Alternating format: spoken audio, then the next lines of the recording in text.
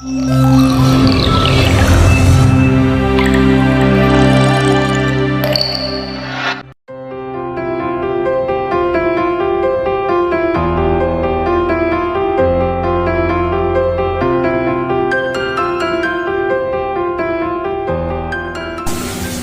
day everyone, we are the Group 3 and we are going to perform immediate newborn care. So stay tuned and we shall begin this instant.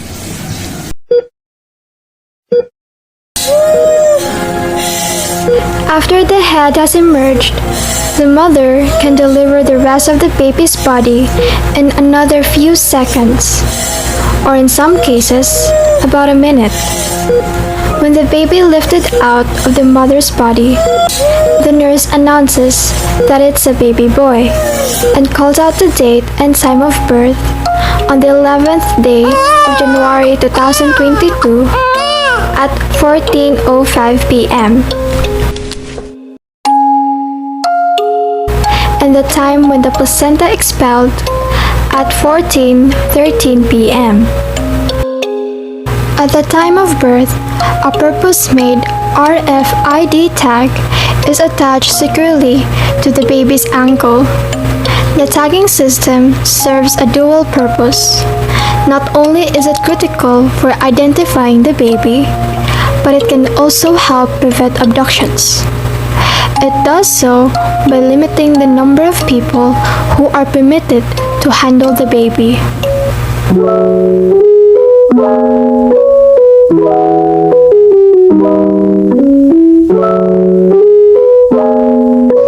Now let's begin immediate newborn care. First, we are going to perform Apgar scoring to assess the physical condition of the newborn in their first moment of life. This assessment helps health practitioners to decide whether a newborn needs an immediate newborn care. Apgar scoring is a quick test performed on a baby at 1 and 5 minutes after birth. The 1-minute score determines how well the baby tolerated the birthing process, and the 5-minute score tells the health practitioner how well the baby is doing outside the mother's womb. Apgar has 5 criteria. A is for appearance or skin color, P is for pulse or heart rate, G is for grimace or reflex irritability, A is for activity or muscle tone, and R is for respiration or breathing effort. Each category is scored with 0, 1, or 2 depending on the observed condition. First, let's check the appearance or the skin color of the baby.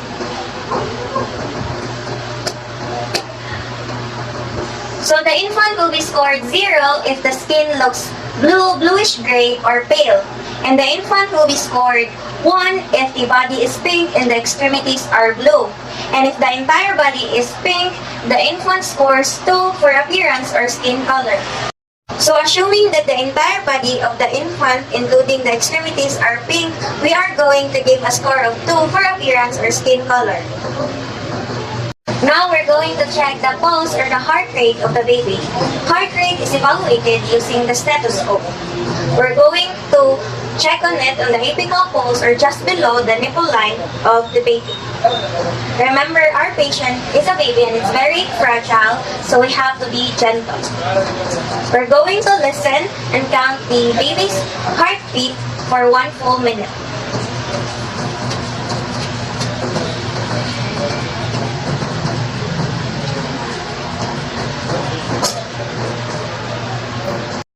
If the heartbeat is absent, the infant will be scored 0 for pulse or heart rate. If the heartbeat of the infant is less than 100 beats per minute, the infant will be scored 1 for pulse. And if the heart rate of the infant is greater than 100 beats per minute, the infant will be scored 2 for pulse or heart rate.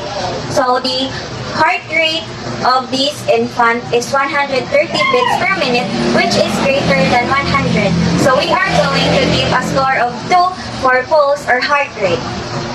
Now let's check the grimace or the reflex irritability of the baby. Reflex irritability refers to the baby's responses to some form of stimulation such as mild pinching and suctioning of the nose and the mouth, which clears the airway. Both mild pinching and suctioning elicits responses from the baby such as sneezing, coughing, and facial grimace. So while the nurse is suctioning the infant, we have to take note and observe the baby's reaction. If there is no reaction, the infant will be scored 0 in grimace or reflex irritability. If there is facial grimace, weak cry, and some flexion of the extremities while suctioning, we give the infant a score of 1. And if there is facial grimace with sneezing, coughing, and vigorous cry, we give the infant a score of 2 for grimace or reflex irritability.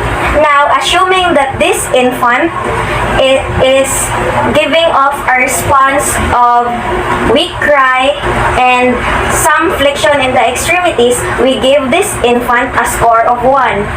Now, let's check the activity or the muscle tone of the baby. Muscle tone refers to the amount of motion of the extremities of the newborn.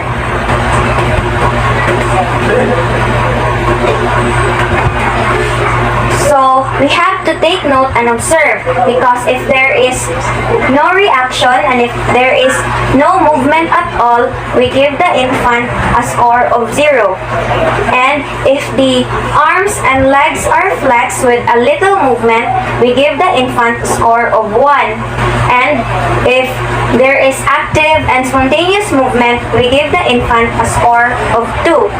Now, assuming that this infant exhibits some flexion of the extremities, we give this infant a score of 1 for activity or muscle tone.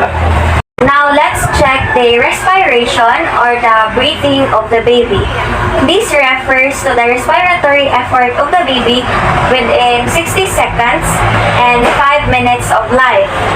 We have to carefully observe the infant because if there is no breathing or crying, we give the infant a score of 0 for respiration. And if there is slow and irregular breathing with weak cry, we give the infant a score of 1. And if the breathing of the infant is normal and there is good strong cry, we then give the infant a score of 2 for respiration. Now, assuming that this baby exhibits slow and irregular breathing with weak cry, we have to give this infant upon observation a score of 1 for respiration.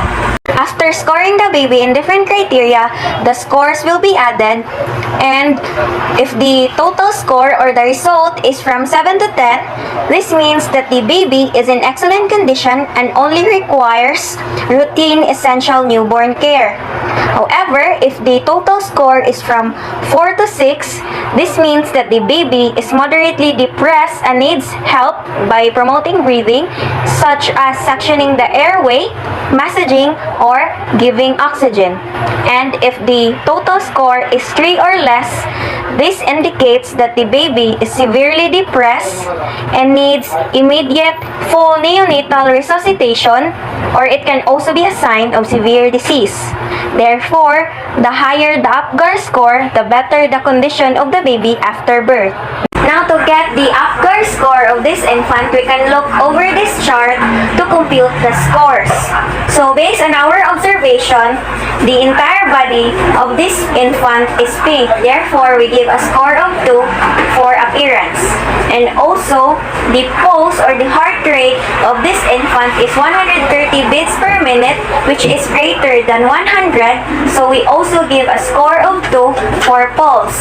And then, we also have observed facial grimace or weak cry in this infant. Therefore, we give a score of 1 for grimace. And then, we have also observed some flexion and this indicates a score of also 1 for activity or muscle tone. And lastly, this baby shows slow and irregular breathing with weak cry, which indicates a score of 1 for respiration. The total Apgar score of this infant is 7. Therefore, this baby is in good health condition. Now let's proceed to other essential newborn care.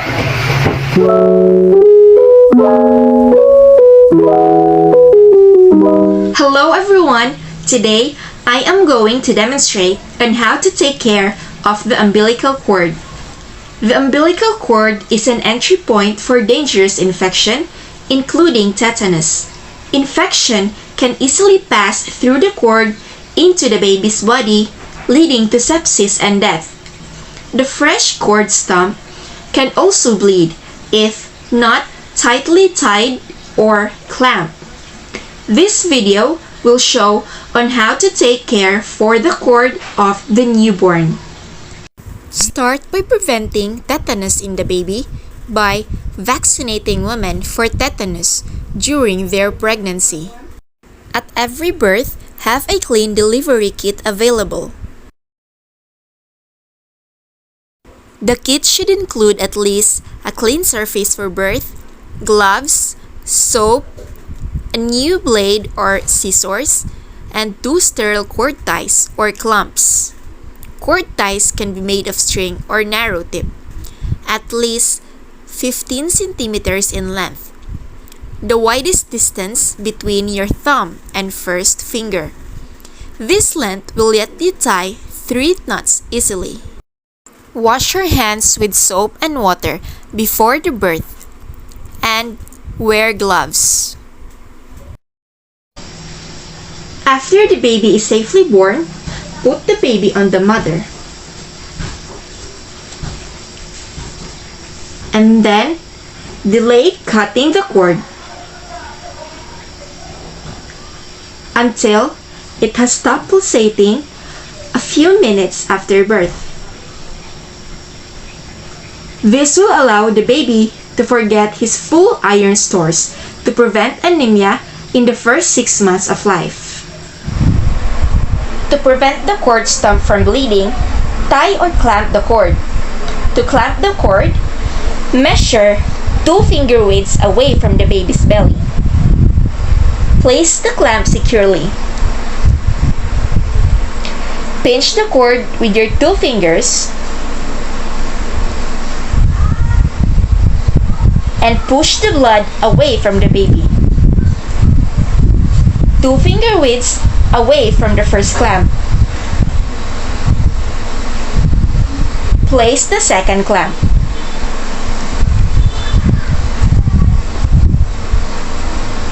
Cut the cord with sterile scissors or a new blade. To tie the cord, tie the first string 2 finger widths away from the baby's belly. Tightly tied knots.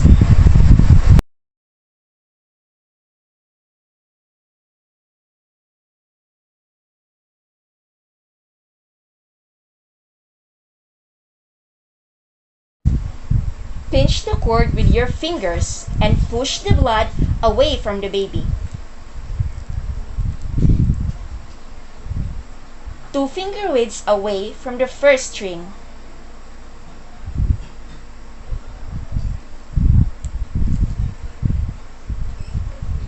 Tie the second string with 3 knots.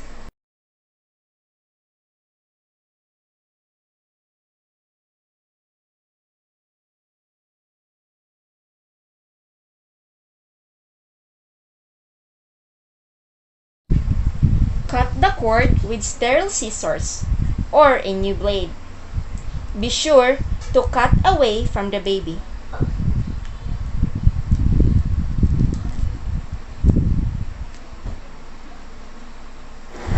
Do not put anything on the cord stump unless advised by your county's practice. Let it dry, open to air. Along with other newborn assessment, check the cord for bleeding every 30 minutes to 1 hour for at least 6 hours. Bleeding from the cord stump can be rapidly fatal. If you see that the tie is placed too close to the baby's belly and there are only 2 knots where the second knot is loose and the cord stump starts to bleed, retie or clamp the cord if you see any bleeding. Over the next few days, the cord stump dries out, changing from light to dark yellow, to brown, to black, and then falls off. The wound heals in 1 to 2 weeks. Advise the mother and her family to wash their hands before and after caring for the cord. Prefer sponge bath instead of a tub bath since it makes sure that the navel does not remain underwater for a long time. If the cord does get soiled, wash it with clean water. Dry it thoroughly. And keep cloth folded below the stump. In many cultures, it is common to cover the cord, binding the baby's abdomen with a cloth. This practice should be avoided. It can delay drying of the cord and increase the chance of infection. Instead, advise the family to keep it open to air or loosely covered with the baby's clothes so that the stump remains unobstructed, which helps more air circulation. Some babies are born with an umbilical hernia. Binding is not helpful. The hernia will usually go away by itself as the baby grows. In many cultures, they are deeply rooted beliefs to apply some kind of substance to the cord stump despite the recommendation to apply nothing. This is dangerous, as the substance can be contaminated with germs that may lead to infection. Remember, follow clean cord practices because cleanliness is vital. Clean it with cotton or wet cloth followed by soft dry tissue, and do not use alcohol or soap for cleaning.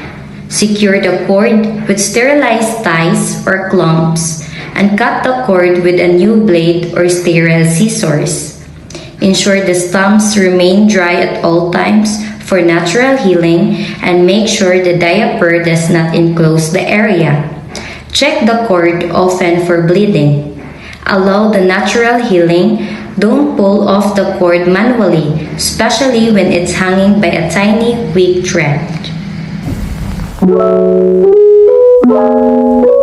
We are from Group 3. We're going to demonstrate on how to assess vital sign on an infant. Therefore, me and Jillian, we were going to measure the temperature, heart rate, and the respiratory rate of an infant. So, but before we assess, we're gonna make sure to gather all the supplies and sanitize all the equipments that we need. So now we are going to check the temperature of the infant.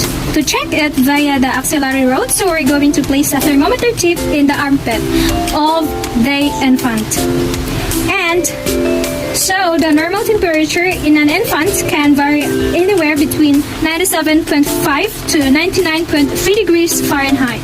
Now we are going to turn it on and place deep inside the fold of the armpit, and we have to wait for the thermometer to beep and to tell you the reading. Since we're not using the real baby, let's just say the normal temperature is 99.1, and we have to document this, and this falls within normal range. To count the heart rate, you want to make sure that you're using the appropriate size diaphragm and drill. So the normal infant heart rate is about 100 to 190 beats per minute. So to count the heart rate is what we are going to do is we're going to use the apical pulse. We're not going to use the radial pulse like how we do in adults. So to find the apical pulse, what you want to do is you want to find the first intercostal space. Now, when an adult, remember it was the fifth intercostal space at the mid-clavicular line. But for an infant, it is at the first intercostal space lateral. So the mid-clavicular line. So you want to find the clavicle, and then we have the breastbone here, and we're going to go down, and we're going to feel in between those little ribs. We're going to go to the fourth space. So there's 1, 2, 3, 4, and then we're going to just go lateral to the mid-clavicular line here. So we're going to go about right here, and this is about where the apical pulse is on our infant. And place the stethoscope here and listen for 1 full minute. Now, an infant's heart rate can have sinus arrhythmia, where it's regular because their heart rate can be affected with respirations, where their heart rate will actually speed up and slow down with respiration. So our infant's heart rate is about 142. That's it. Now we are going to check the respiration of the infant. First, we have to check the nose. Should not have no nostril lining present. And also look at the chest. There should no chest restrictions present. And check the infant's skin, the skin color. Make sure it's appropriate for their skin tone, and that you don't see any sign on symptoms of sinuses. So the count respirations is count for 1 minute. Look for the rise and fall of the chest. Now we are going to place the hand on the chest. Make sure 1 rise and 1 fall is equivalent to 1 beat. Now we have to count it, and let's say the number of respiration rate is 38 breaths per minute.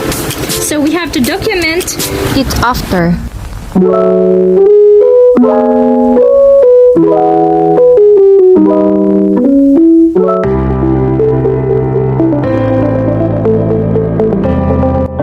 So now I'm going to assess the health situation of the newborn by taking the anthropometric measurement, which includes the weight, the height, and the head circumference.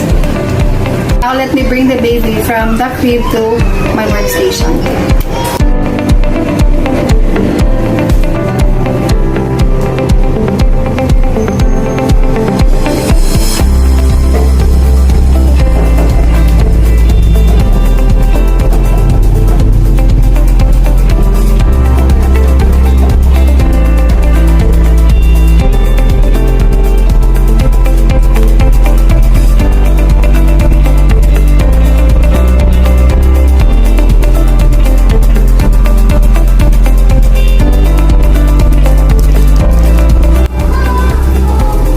Let's start to measure the head circumference of the newborn by using the measure and using the centimeter.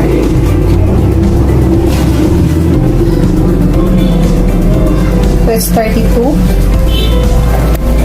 So now let's take the chest circumference of the newborn.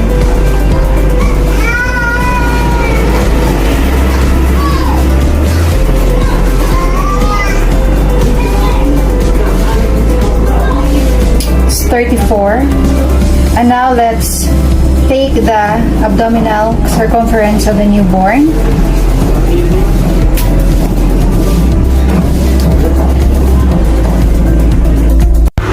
It's 32.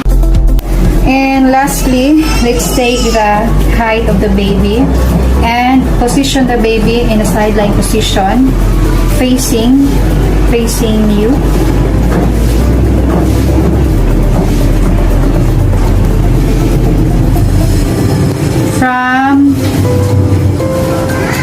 From the head to the foot of the baby. So it's 50.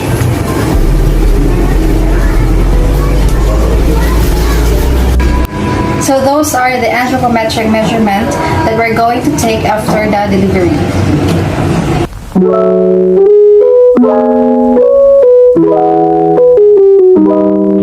So hello everyone, I am Jindil Marisi Trampeta, and right now we are going to do an eye care for a newborn. So the materials that are needed are light, ophthalmic ointment, and sterile gloves or surgical gloves. So in application of pre-prophylactic shape of newborn's eye, using light, open one eye at a time by exerting gentle pressure on upper and lower lid. So we have to apply the ophthalmic ointment from inner to outer canthus. So the ophthalmic ointment is like a semi-liquid semi-solid and greasy that is worked to fight or works against to stop the growth of bacteria. So that only treats only for bacterial infection for the eye. We have to make sure that the tip of the medicine tube is not being touched of the eye of the baby to avoid infection. So the reason that we have to do an eye care for a newborn is to protect the babies against getting infection during or it occurs during the birth of the newborn. So that is why if left untreated, then it can cause serious problems including blindness of the baby. So right now we're going to get the footprint of the newborn. So in the past, they usually use ink or inkless paper to copy the footprint of a newborn. So the reason why they have to do a footprint, it's because when the baby is born, sooner after, the iris is unreadable to be scanned. So the hands and the finger of the newborn baby is also crunched up and unreadable in for their fingerprint or fingertip. That is why they usually use footprints. Now, with the help of technology, they use a footprint scanning. So digital scan of the baby's feet one by one. So in this, we have I'll show you the demo of how the ink or inkless paper is being done.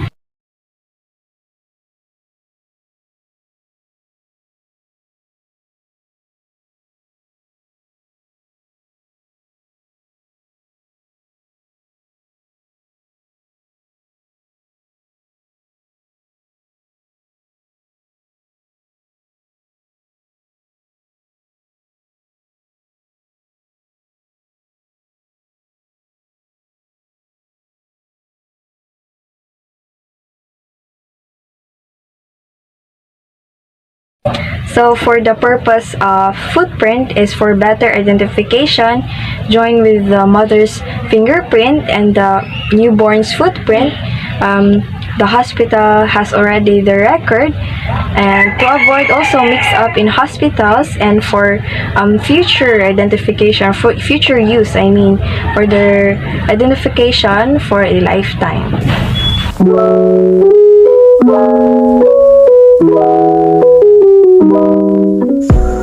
Now, let's proceed to the bathing of the newborn baby. And to bathe your baby, you will need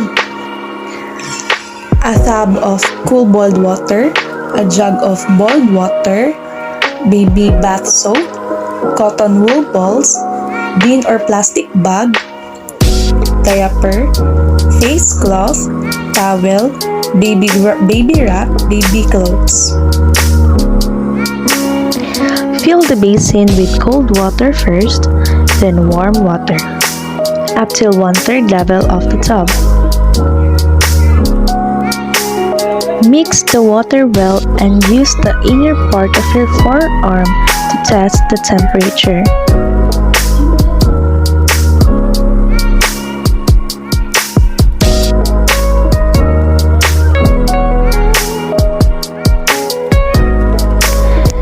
Squeeze 2 drops of baby soap into the water and mix well.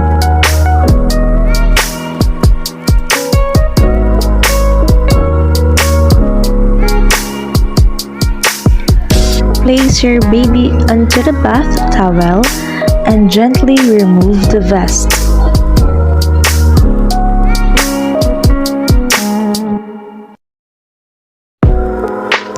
Gently put half of the baby's body in the tub and soaked with water.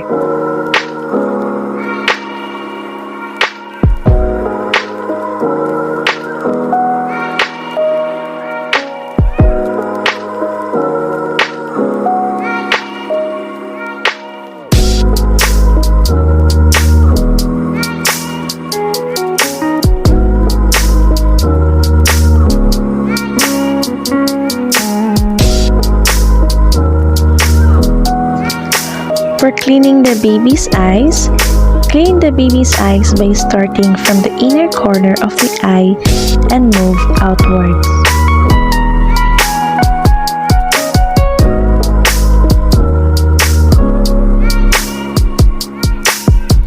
Use a new piece of cotton ball for each eye and clean in one stroke.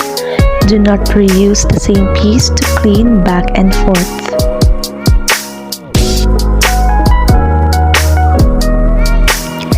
After the bath and cleaning the eyes of the baby, gently cover the baby with the new baby wrap to keep the baby safe and warm.